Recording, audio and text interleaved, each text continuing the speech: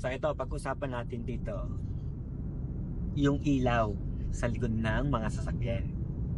So mapapansin ninyo, sa likod ng sasakyan, merong tatlong color.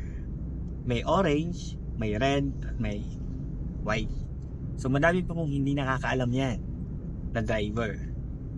So meron pong mga ibig sabihin niya. Nailaw yung red, ibig sabihin nagbe-brake po siya. Mapapansin ninyo yung truck na yon. Nailaw ang red, natapak sa brake yan. Indicator na nagbe-brake siya o nag-i-slow down siya. So hindi yung, wag kayong masasanay na umilaw lang ang red sa kanilang likod ng sasakyan nila, saka palang tatapak sa brake. Ang following distance natin ay tatlong sasakyan. Stopping distance, isa't sasakyan. Kapag sobrang bilis ng takbo, mas malayo yung distance natin. Okay, ang red for stop. Ang orange naman ay signal and hazard. Iilaw lang yan kapag nag-signal kayo ng left or nag-hazard siya. O ang hazard, ginagamit niya emergency, nasiraan, di okay yung parking, may baba, may sasakay. Yung orange, sabay-sabay lahat sila. Kapag pagliliko ng left or right, sa left, yun ang left ang iilaw, hindi yung sabay. Ang sabay yung hazard.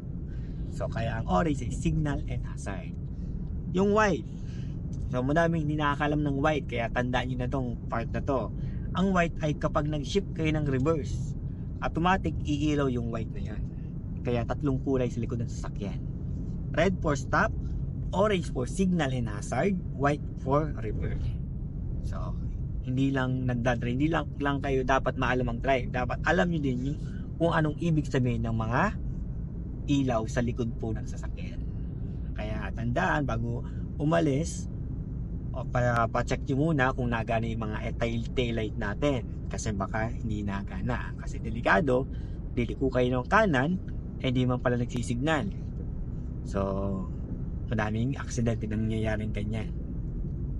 Kapag hindi nagana yung ating mga ilaw, so pwedeng gawin natin yung pansamantala or kahit pupunta sa mga pagawaan, yung ating hand signal. Ang hand signal natin, pag pupuntang left, turo papuntang kaliwa, nakalabas dito ang ating kamay.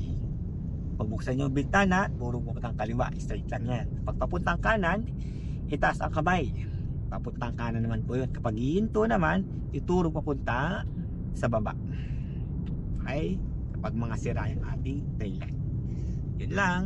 Drive safe.